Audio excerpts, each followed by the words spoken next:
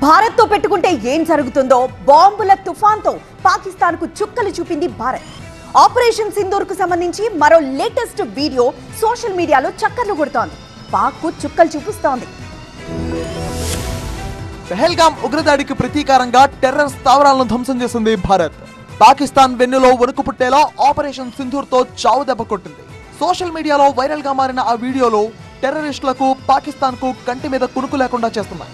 అయితే operation Sindoor execution కు సంబంధించి భారత ఆర్మీ లేటెస్ట్ గా మరో వీడియోను విడుదల చేసింది. టెర్రరిస్టుల స్థావరాలను గుర్తించి వాటిని గురి చూసి లక్ష్యాలపై ఎలా దాడులు జరిపారో కళ్లకు కట్టింది లేటెస్ట్ వీడియో.